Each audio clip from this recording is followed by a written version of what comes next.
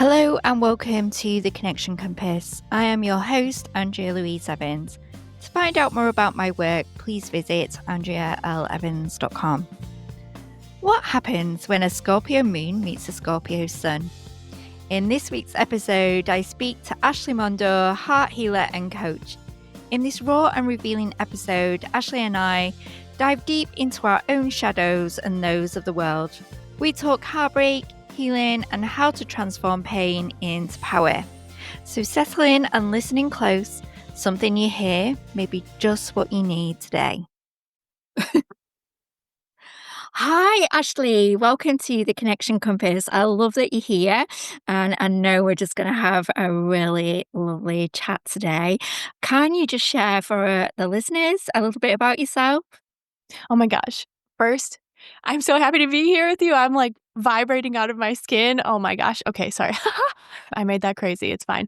I live in the US. I live in Minnesota. We're going through a lot of things in this country right now, and also as the world is, So just like sending everyone who's listening a lot of love, a lot of grace, a lot of patience. I am a heart healer. My purpose on the planet is to help heal and awaken hearts.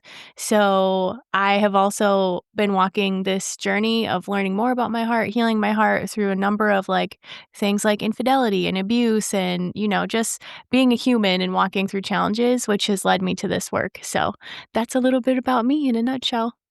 That's really beautiful. I have some cards at the side of me. They're called the Inner Compass cards, and they are produced by a lady called Neil Van Leerop. And I pulled one earlier, which was about authenticity. And I thought it'd be really nice, given what you do, that we talk a little bit about the heart and what we mean by living from the heart and healing the heart. So, where should we start? Yeah. Oh my goodness. I love this. So what I've noticed is most people come to me because of the wounds they carry on their heart. And it's because I know that shadow journey, especially knowing how the heart functions. So people think like the heart is just an organ, but it's not. It's a vortex. And it also has this incredible ability. Well, actually, it has 40,000 of its own neurons. So it actually has its own brain. And what's special about the heart is that because it has its own neurons, it also has short term and long term memory, Okay. which is fascinating. Yeah. And we're just learning about this, but what happens, at least for me in my work, is that your heart is always trying to guide you to your soul because it's the gateway. And your soul is where your authenticity lives, right? It's where your magic lives. It's where your highest timeline lives, things like that. So your heart, and I think maybe not everyone knows this, but at least for me is true, is your heart with the memories holds on to wounds that you will be triggered from external circumstances, experiences, or memories that make you feel something. Usually it's like heartbreak or grief or there's trauma. And it feels like it's a magnet and it amplifies those wounds for you to heal so that you can come into alignment with your wholeness. And my entire life has been a journey of healing things through my lineage around people pleasing and healing the trauma I've walked through so that I could learn who am I when I'm not always of service to other people? Who am I without needing validation or recognition or anything outside of myself? Mm. And I wonder if you can relate on your journey too? Yeah, definitely. And I think an active healing journey started quite late for me. So I was about 35, 36. So starting to move from the heart chakra into the third eye, and in terms of chakra development. And I think it was around that 28, 29. You get that Saturn return. But if you're not in your if you're not in your heart space, if you're not working from the heart, it can be quite a difficult time because you start to question your worth and where you are in the world and what you're meant to be doing. And so many people have explored these big changes around this lifetime. And I think it's when you're not in the heart and you're not authentically working with your heart. So, yeah, so healing started quite late for me. It was bad dating experiences that took me there, to be honest with you. I had some really, really horrible dating experiences, and I just felt like I was hitting a brick wall over and over again. And I was like, "I don't think this is good. I really don't like it."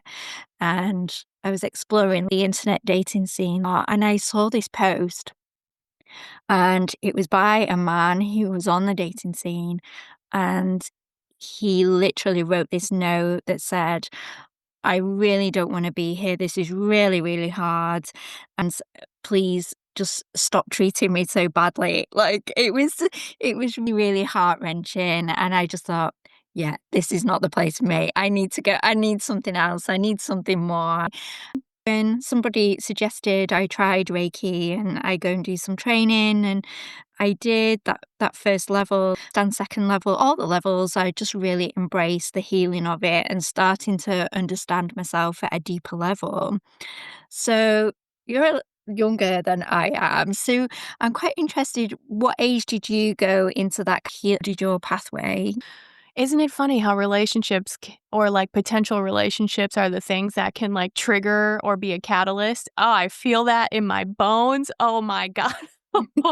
It- well, to answer part of your question, I have been on a spiritual path. I've been awake for my entire life, basically since I was 8. And the reason Wow. being, I grew up in a home that was part Catholic, part pagan. So my mom was in the spiritual realm, and then my dad had that religious upbringing that he just wanted to continue. And what's interesting about this also is that my upbringing is different than most people's because my mom can see spirits in their full form. And I can hear and feel them, but I can see them, but not as a form. I see them as light or shadows or mirages. And Mhm. so my mom actually started the first paranormal society in my state, and we would go to people's homes and we would help spirits find the light or we would help debunk spiritual phenomena, you know? Yeah. So that's been my entire and I'm just obsessive. Like I'm a Scorpio sun. I am obsessive with the metaphysical. You know, if you I know you get this. Like Yeah, I do. it's like going into the depths and into the shadows, but I want to and I think we have a series of awakenings. Yeah. So when you were talking about the Saturn return, that hit me because my Saturn return, I vividly remember it being bar none one of the hardest, most confronting and challenging initiate or walk through because in 1 year, I was in a job that I was in there for 1 week and I was like, I cannot do this." It was the most toxic place I've ever been in. I've never had people scream at each other. And Wow. then on top of that, someone very close to me attempted suicide, and I was the person that they called to let know, right? Because I love them so much. And then another person extremely close to me was in an abusive relationship that I had to help extricate out of Okay. that. And then for me personally, I had found out that my partner of 3 years had been cheating on me for almost a year. Wow, And that's a lot, and that was all around your Saturn return. yes, Yeah. it was like, "Ooh, the flames, they burn," you know? Dang. But all of that, I can look back now and say that it's it's been one of the biggest gifts of my life because it woke me up to all of the patterns I had been running. Mm. Co we have a chat about what it means to be awake, because there'll be lots of different interpretations of that, and we all have different languages of describing these journeys that we go on. For me personally, being awake means being conscious of your energy and your patterns and understanding that you are a conscious co-creator with your soul. What Yeah. about you? What do you think? Yeah, pretty much the same. Yeah, we're I have a Scorpio moon placement, so we're pretty much on the same page with everything, aren't we? Yes. Oh my gosh, the flow, the vibe, the depth, totally. Yeah. And like I think too, being awake also, in addition, is you are expanding into new levels of love and awareness, meaning I've learned on my own journey, every pattern that I've interrupted and healed, or every shadow or wound that I've brought to surface and integrated into my wholeness, into my being from a place of love and grace and patience and understanding, means that I can see every person outside of me with more love. You know, Yeah. so I Yes. feel like that's also why our planet is going through such a huge chaotic rift, and all of the shadows and the fear and the power and the manipulation and the greed and all the systems that are hell bent on controlling us and keeping us in these tiny boxes. It's because we have to see the darkness so that we can Yes. integrate it into more love. And I feel like that's why it's so important that we're even having a conversation right now, and like why you lead people through the compass and things like that, because it really profoundly matters, you know? Yeah, it does. And when we experience our own shadow, that darkness, that's how we find the light, isn't it? I think there's a real timing, isn't there? And I feel people who have been on these journeys and these paths and looking into life with a bit with more depth and really understanding themselves and reaching out to different modalities to help them to understand it. I don't think it's any coincidence that we also have this stuff that's going on external to us, and we've already made sense of it really, so we're able to come to platforms like podcasts to talk about it. Makes it easier because maybe 10 years ago, it wasn't as easy to do that, or, Yeah.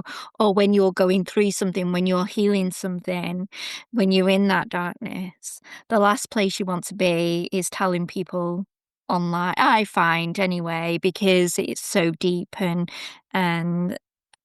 really intimate with yourself, really.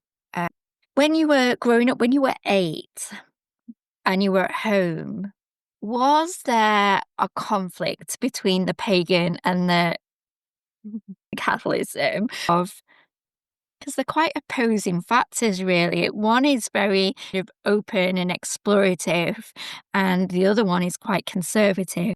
Oh, this is such a good question.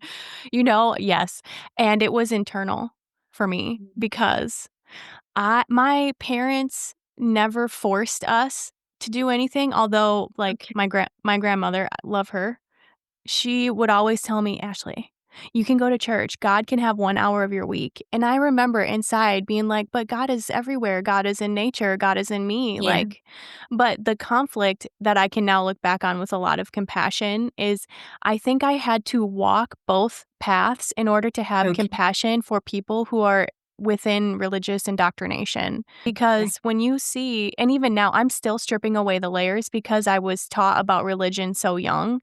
I mean, the fear is insane. I have had moments where I'm like, I don't, and it's unconscious, right? Where I'm like, I don't know if I should talk about this because I'm afraid of what the religious people will come to me and how Yeah. they're like, and you see it all over on social, right? They're like, I rebuke this negativity. You need to find Jesus and you're going to go to hell and all of these things. And it's because what is more compelling and controlling than fear, you know?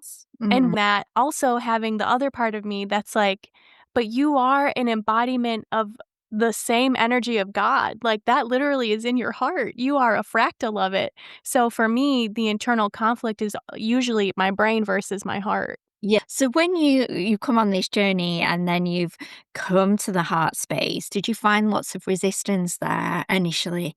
Oh my God, yeah. Yeah. You know what's interesting, Andrea, is that like, okay, it was my own judgment because when I found out that my purpose is to literally help heal and awaken people's heart gateways, because that's where Christ consciousness comes through, unconditional love comes through your heart. I felt and judged that no one would want to work with me because they couldn't understand the heart. Because people understand your unconscious mind and you have trauma and you have these beliefs and stuff like that. But I was like, who's going to want to talk about awakening their heart space? I felt like we weren't at a place collectively yet to be able to do that, you know? But Yeah. it's also, there's a reason why healers go first. I teach clients this, but it's like every time I heal something within me or I just see it without judgment or shame or guilt. It's like I hold the lantern on the path that's dark, that's uncertain, but I walk with you, like we're hand in Yeah. hand. And Mm. I think healers and like especially why you have had your awakening now is because we have to go before collective consciousness because Yeah. we are the guardians, we are the guides. And that's also really confronting and can be an extremely lonely journey when you are going first. Very much it feels very isolating, and you get to a point because you might meet other people that are healing as well at the same time. S They kind of go their own way and you continue on yours, and it is very lonely and it is very isolating, and sometimes you don't even know what the hell is going on, do you really? Like, "What's happening now?"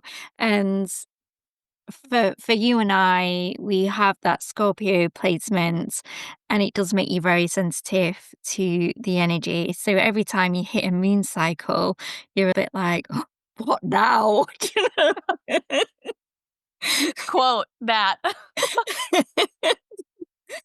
You can feel this thing of stirring, and it's like, "Oh, what I forgot to look at now?" Because, when you start a path of healing and you're coming into the heart, and, it's part of the somatic training that I've done as well. We're healing these wounds, in yoga, somatics, we call them samskaras, and they're often they're layered. So it may be that it just doesn't come round once. It might come a few times before it's kind of passed through the body. It's just that each time you're looking at it from a different viewpoint. And so therefore, when you start a healing journey, it's for the long term.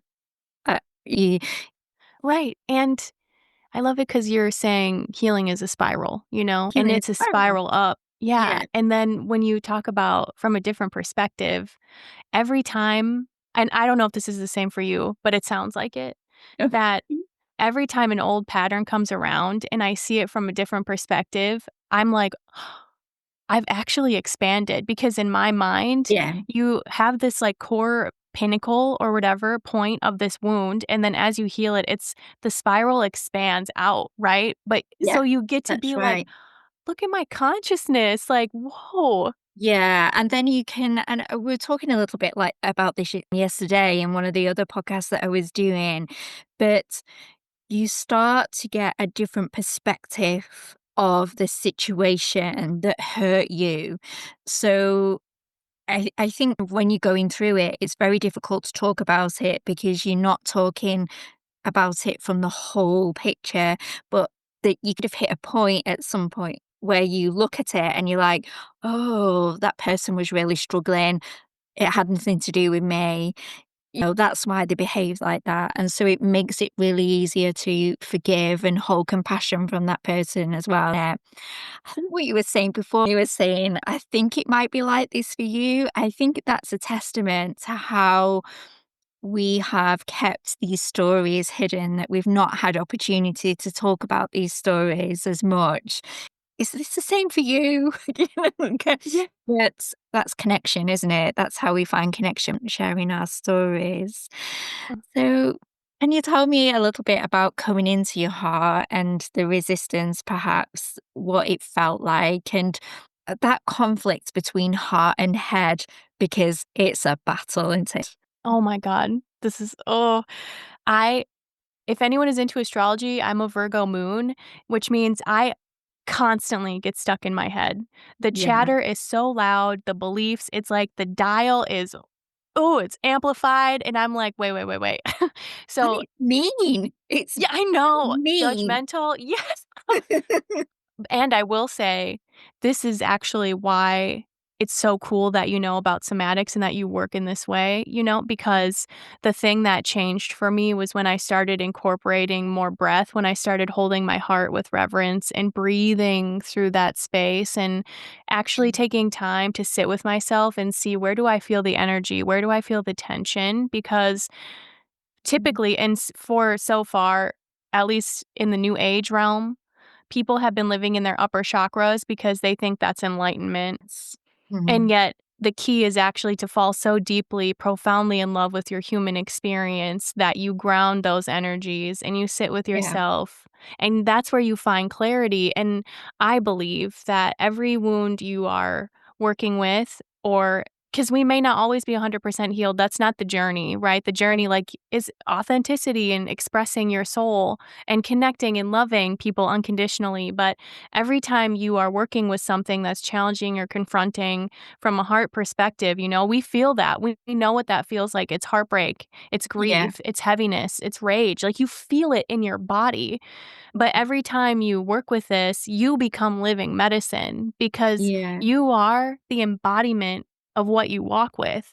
Mm. And you are then bringing all of that into your physical vessel, and people need to see people outside of them who have healed or walked the journey. Yeah. So, but I have a question for you. Oh, go on. Yes.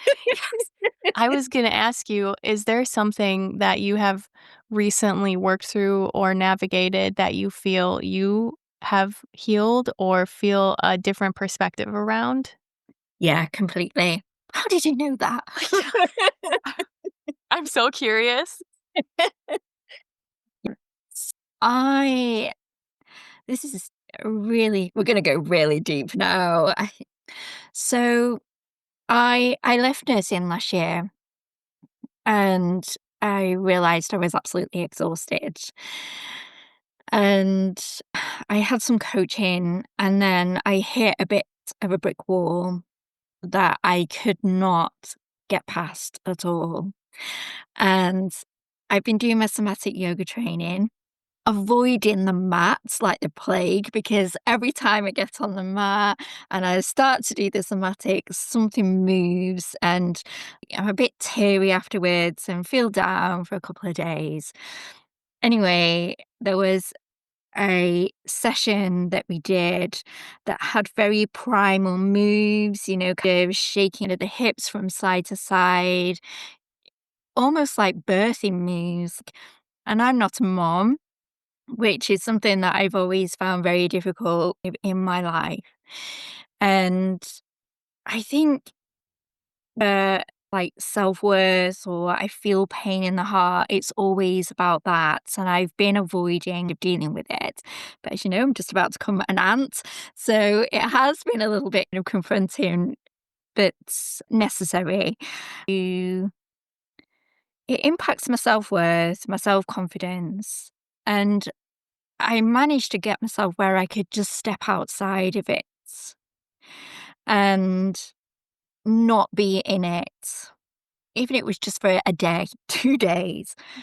But being able to step outside of it and tell myself, "This isn't who you are," you have a lot of skill, you have a lot of talent, you've got a lot of things to bring, you're worthy of a human being, you're no less deserving than anybody else, and I just s so the connection compass framework, just I had all these different parts and I couldn't quite put them together, and it's only very recently, and I can't remember what I was doing. I think I was applying for a job, and then all of a sudden the images just started appearing, it just all connected together, and I was just like, "Oh, this is what I'm meant to be doing."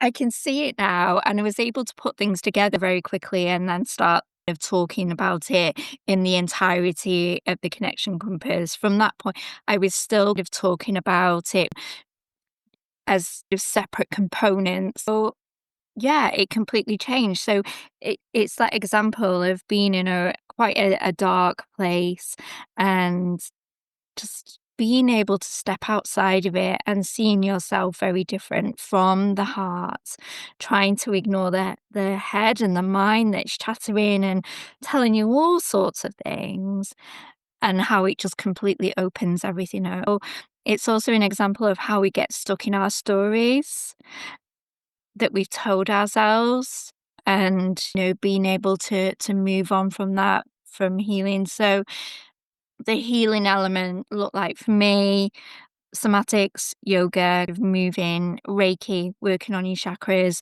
journaling, going into that self inquiry, to bring it all out to the surface, which I hated. at the time. I don't wanna go there, but it's really helped me. And Thank you. Seriously, thank you so much, and I totally feel you on the resistance. Actually, the resistance that I feel is always the blueprint. It's always the thing I know, and yeah. you're like, "Oh, well, hell." Like, "No." But it always ends up being truly the best. Like, that's how you Yeah, know, because from an unconscious perspective, when you are resisting or avoiding, it's because your unconscious mind knows that you are yeah, about to illuminate it and love it. That's why yeah, that's the really good. chatter yeah, it's Yeah, why that's the really good. chatter and the stories are always loudest, and it's because you are about to integrate a part into wholeness or you are about to release a belief because you're gonna see it as nonsensical, you know? Like and I think to come back to your story about, like, the unworthiness and the self-confidence stuff, it may be something that you walk with for the rest of your life as you continue to unpeel the layers, you know? Yeah, But every time you do so, you are illuminating it with love and you are expanding your consciousness into truth. yeah, yeah. It was quite interesting, really. It was like, oh, and things have completely changed. So it's like my whole world is like opened up. I mean, it was opening up anyway. I just kind of got stuck at this place that I couldn't quite get out of. It's quite interesting. It's really important for today's world, I think, and in this place of misinformation, disinformation, and a a very polarized world, it's why we really need to come into the heart space. When we're in that heart space, it's easier to work and we're grounded, it's very easier to work with your intuition in that instant and search for that discernment in certain situations. Oh, you've nailed it, especially when you're talking about grounding it, because that means you're centered in you, you know? And we will look back on this time in the future as being, wow, that was so confronting and challenging. And it is a Yeah. collective initiation, right? Like we are in a phoenix moment. We are burning to ash. We have Yeah, to because so many people are struggling. We're not here to live in systems that control us and manipulate us. We're not here to fight each other and to pretend like people have power above us, you know? Like we're yeah, here collectively together to thrive and we all have our own soul gifts, man. Like we're here to share specific things through our signature frequency. Like yeah. but we aren't living in alignment with that, and it isn't working, you know? No, we can, hold a gentle inner power, but we can do it without controlling. We're powerful enough Yeah. with our internal selves. We don't Oh, have to control. We don't I have lo to bully anyone. We don't have to pull anyone down. Already hold that inner power. It's already there, which can use to support and help others, as well as ourselves. yes, and just to, like, walk along with you on that. When you said when we can hold that gentle inner power, what you're saying at another level is like, I can hold the frequency of love and compassion and be the observer. And I know in the core of my being, that is what's going to change the world. Like when people are like, you in the spiritual space, we say discernment, right? That is Yeah, a word because it's important to be able to discern, but the way you discern is through love. yeah, Love is the lens. It really is. And when you go to a higher perspective and you see that systems are allowing people to battle each other over beliefs and ego, you yeah, can see it for what it is. It's a manipulative game. And then you can love, like, even at a higher level, which this may not be something people want to hear, but when you see certain political figures, at least in this space, you yeah, see them through the lens of you came here to be chaos so that systems could be dismantled. And I love your soul for that, even if you are causing it a detrimental amount of harm and pain and suffering, because yeah, we need to be given the opportunity to rise to our own power. And that's through love, loving each other, you know? yeah. We've gone deep, haven't we? Yes. I mean, as we would, We've right? gone Scorpio deep. Yeah. And I'm so grateful because these conversations matter. And I think I just wanna leave this with people because that may have been triggering, like, how can you like, at least in my country, how can you say you can love someone like Trump who's causing all of this pain? And I hear that, I understand that because he is actively stripping people's rights, and he's actively like, all of these people are causing so much damage, and it's Yeah. because we're seeing the last gasp of a system that needs to crumble. And the thing that I always think about, especially maybe you're not into politics, but you have someone in your life who has hurt you. Like I grew up in an abusive household, Like that's one of the templates that I came in through to be able to heal so I could help other people in my heart healing sessions with.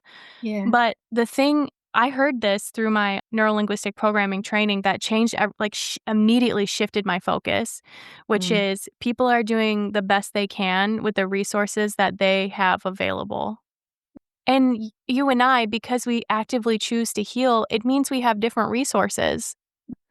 Mm. So knowing that is like one of your resources is I can shift to a place of compassion and I can see you for who you really are and not for your actions and your behaviors. And that matters. So can you tell us what it looked like in that heart resistance of position and what you look like when you're fully working with your heart, open hearted? Ooh. So this is a really good question, holy buckets. I always know when I'm resisting something what it feels like in my body because I want to run away. And the reason why I know that is because I've been studying your nervous system. Yeah. And that is flight response. So, Mhm. flight response is like, I'm overwhelmed or there's something I don't want to see. I'm going to run away. And because I can run away, I feel a little bit at peace for now, but it's still lingering, right?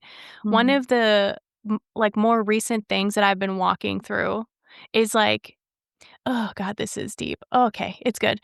I I love writing. Since I was a child, oh my God, obsessed with it. And I've been on in this business journey for 8 years now. And I write from my soul, man. And it matters to me. Every piece of content that I share is literally from like a part of me.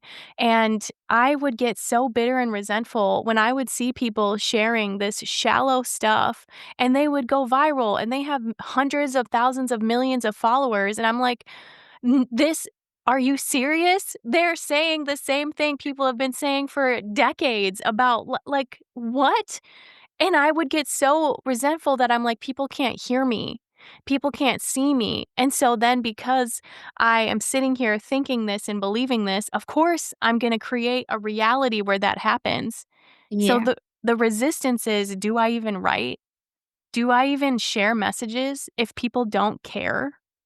And then Yeah. as I'm walking through this in my heart, I realized if people can't reflect me back to me, does my existence matter?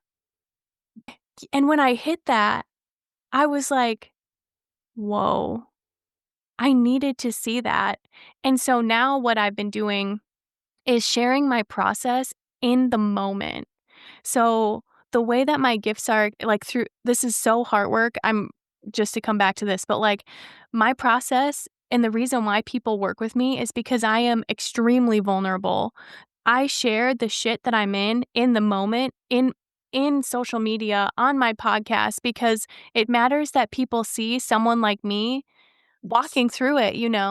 Right. And you're willing to go to the depth because of what's on the other side of that. So Mm. now I sit here with this knowing that even if people aren't seeing me, I see me. Yeah. And I am creating something that acts like a seed. Every single post, every single word I share is a seed that will be planted and received in divine timing by who it's exactly meant to. And it's not about algorithms anymore. It's about energy. It's about the legacy I want to leave. But Yeah. I wouldn't have gotten here to this depth of owning my magic if I didn't have to go and run away from myself and get mad and get bitter and get resentful and be like, what the hell is wrong with me? Why can't people see? You know what I mean? It's Yeah. the best. It's the best. And it's the most confronting. But I do think, I don't know, part of my archetypal energy on the planet is to be a living phoenix, Like, I think that's why people choose Scorpios, like that's why they choose to come in with that template, is because we need to see people who can constantly be reborn and who can sit and be ash and be nothing and be lost and be confused in the void and struggle. And then to be like, and still I rise. Yes. Yeah. That's I can't speak. We're in this together. We are. Yeah. Hmm. So, what do people struggle with the most? Oh, you know, you ask very good questions. I What haven't really. Sorry, what I was going to say is, what do people struggle with? Because for we haven't been living in a heart. We're clearly a world that has not been living from the heart at all, not connecting to that heart, not even connecting to the body, the breath, the our whole self, really. So what are people struggling with the most out there? I love you. God, you are so special. I truly mean this. I hope you know that. Like, Oh, thanks. these questions matter because no one asks them, Mm, and it speaks to your depth and your resonance. So for me, this is the core thing, I think. And again, I'm just living this experiment of being Ashley. So I could be totally wrong, but what feels real to me is that the thing people most struggle with is they believe they're separate from source. They believe that they are inherently unworthy. They believe that because there's a piece of us inside of our heart that remembers what it means and what it feels like to be completely, fully whole in unconditional love. And we have the veil of amnesia here, right? We don't remember our connection to everything, our connection to source, our gifts, our power, all of that. And it's because we came here to forget in order to remember. And we create situations like coming through wounded templates, like from an ancestral perspective, right? If you walk through yeah. people pleasing or trauma or abuse, all that. Or like for me, having to go back into corporate and feeling like it's my own prison and why can't people hear me and why do I have to do things I don't want to do and why, and like getting mad at source or God and being like, why did you put me through this? And then there's the soft whisper in your heart that's unconditionally loving that's like, because you knew the mastery you wanted to remember. Mm, And that matters. And it's all of our journey is coming back, like Ram Dass saying, we are all just walking each other home. It's why we came here to be with other humans, is because when you actually zoom out and you see people, they are a reflection of God. You get to see God in source outside of you in a way where you can remember who you are. And if you see inside of people things that you don't like or things you judge or you shame, it's because there's something inside of you mirroring, something you're judging about someone else, but within you. yeah. And it's the Mm, goal is to love people for for who, because they exist, because how would you learn about yourself without them, you yeah. know? And like it's Yeah. us remembering we're not separate, we're all whole. And that's why the law of one is a big deal. And it's why unity consciousness is where we're headed. And it's why working with the heart and healing your wounds and things like that and your beliefs and your fears from an unconditionally loving, graceful space is how we change the world. Yeah. And the world is moving at a tremendous pace as well, isn't it? So when you're moving at that pace, when you're not making the time to slow down, it is very difficult to hear yourself and to understand yourself. And the story that I was telling you before about the healing moment that I had, I started off when I went into somatics saying, "Oh, I've had like a really busy couple of years." And then when I actually sat down and thought about it, I was like, "Well, I've been really busy for about 5 years, really." And then I came to the conclusion, actually, I've been running for 7 years. Like, and I just, like, compounded it with lots of different stuff, and obviously, I've been developing the connection compass framework anyway over a 7-year period, but I was just getting everything that I needed really to deal with was just getting buried underneath, and it just shows you what happens when we don't take that time to slow down and to connect with ourselves and be in the heart space. Oh, well, and that, what you just said, is very potent medicine in a space that I don't know if a lot of people can actually hear it. and it's where we're headed, right? Because we live in systems that force you and tell you in order to be safe and stable, you got to stay busy.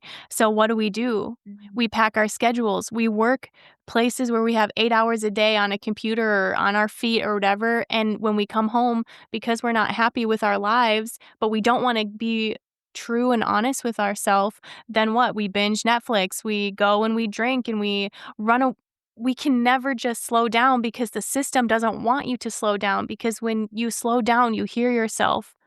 And when you hear yourself, you're like, this is not in alignment. This is not what I want, you know? And so for you to Yeah. take the time and to see it, it's like you led yourself there, you know? Like, that is amazing.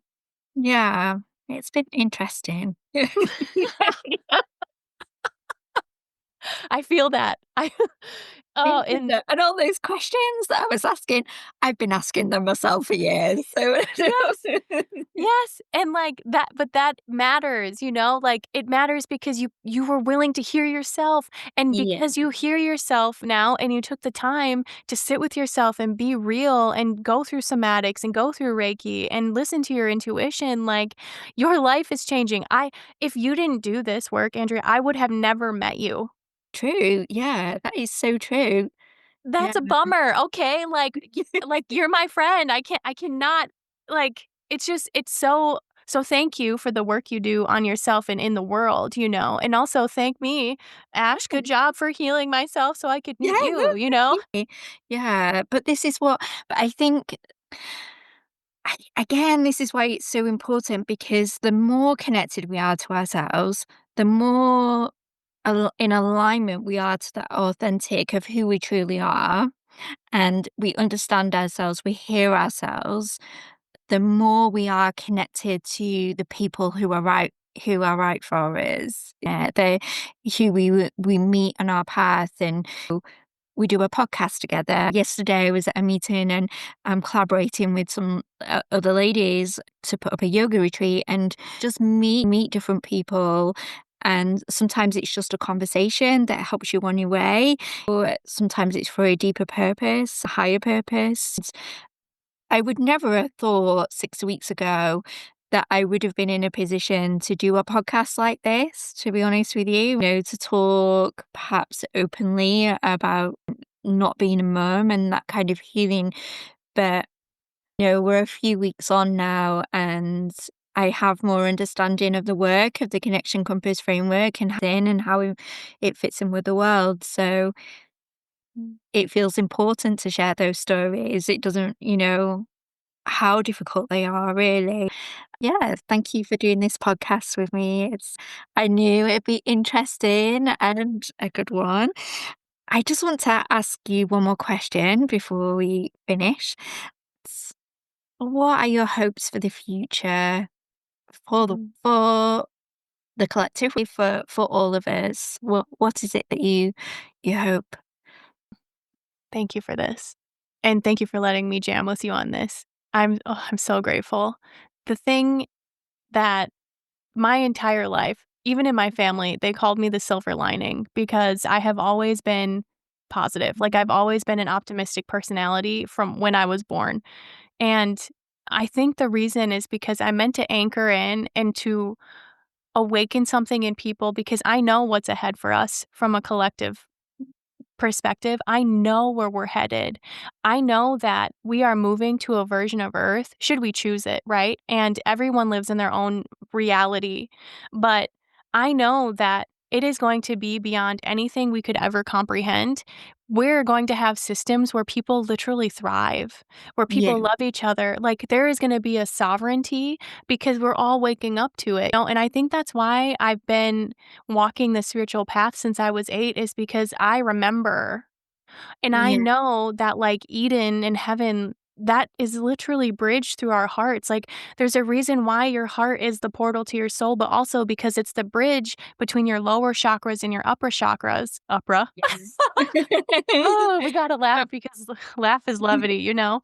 But it literally is the bridge, and there's a reason why, like, from a religious perspective, they're like, "It's the end of days, the apocalypse," and it's like, yeah, it's the shifting of systems.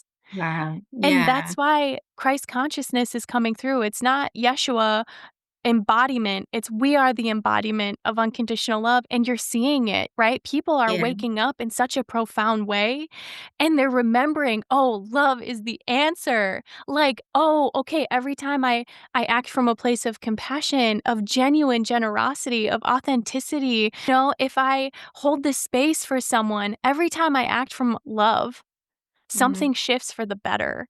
And I know this because someone like me exists, because someone like you exists. I know Yeah. that where we're headed is going to be so phenomenal because I have dreams about it, because I see beauty in humanity and I see other people seeing beauty in the world and acting from that place. So it's like, yes, it's dark and it's heavy and it sucks and it's challenging and people are they're either going to choose to leave the planet, although they're usually choices, honestly, at a highest perspective. Spirits know when their exit points are. But there's a reason why everything is dark right now, and it's because they say it's always darkest before the dawn. And Yeah. what's amazing, Andrea, is like we get to be here for that. We get to be here for the darkness in such a way where we also get to serve as living embodiments of light. And we get to Yeah. show the way. Like, Yeshua wasn't saying, "Follow me." He was saying, "I am the Mm. way." And like, how is it's through your heart. That's everything ties back to that. Yeah. Through the heart. This has been so Oh, fun. I know. Ashley, it's been gorgeous talking to you. I really enjoyed it, and you'll have to come on again, and we'll do something else. I Oh my think. god. Well, and you're gonna be on my podcast. Oh, So, I do yes. too. Yes, for listeners, if you're curious, I have 2 podcasts. I have the Free Your Heart podcast where I bring in guests like Andrea who shares her magic and her wisdom and the shadows and the things because it matters that you hear amplified voices of love and magic. And then I have a secret podcast that you can find through my website where I share the vulnerable raw processes. That actually this reminds me that that podcast is specifically so that I can show people my process in an intimate way that makes me feel safe. I don't show the full process and the depth of what I'm going through on social media because I think that people may take it and run with it in a way, and I'm still working through that. But if you like my vibe and you're curious, just know that Andrea's going to be on my podcast soon, and we're going to jam about this, and it's going to be amazing. And where can people find your work as well? What is your website? I'll put it all in the show notes so people can find it. Thank you. My website is www.ashleymondor.com because it cost me $12 a month instead of $5,000, which was what my original one was going to be. Thank God. And then on social media, my handles are ashley.mondor, which is Mondor on Threads, Instagram, TikTok. Yep, all those things. Ashley, thank you. Thank you so much. Thank you. Wasn't that a great conversation? I love conversations that run deep. In fact, I crave them. It's an absolute joy to be having these conversations, and to find out more about Ashley's work, please visit the show notes. Thank you for listening to this week's episode of The Connection Compass. If you think it will help someone else, please leave a review and subscribe. If you have any questions, please visit Andrea L. Evans' Facebook page, and remember to keep talking, keep connecting for a more interconnected world.